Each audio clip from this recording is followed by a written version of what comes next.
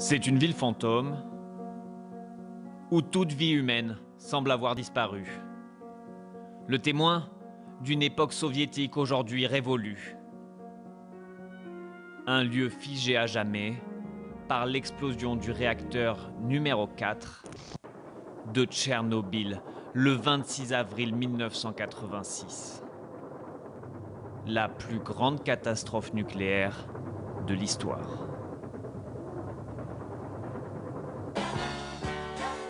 Avant l'accident, c'était une ville modèle de l'Union soviétique, destinée à héberger les salariés de la centrale. 50 000 habitants y vivaient et profitaient de toutes ces infrastructures modernes, comme de cette piscine, devenue un des symboles de cette ville aujourd'hui abandonnée.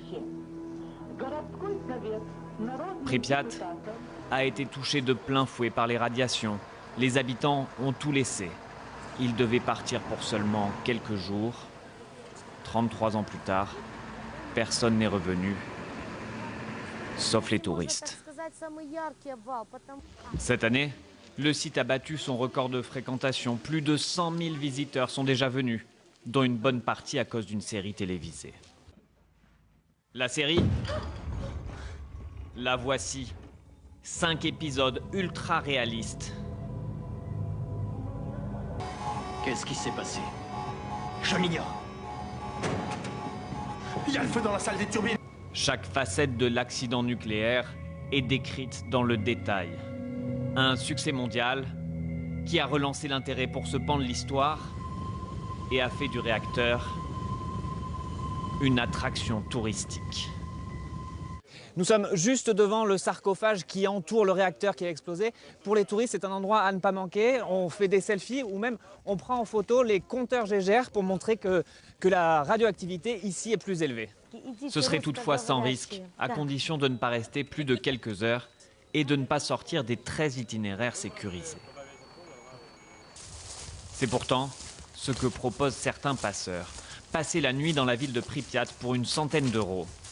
Une pratique dangereuse, car ils peuvent traverser des zones très contaminées. Nous passons ici parce qu'il n'y a personne.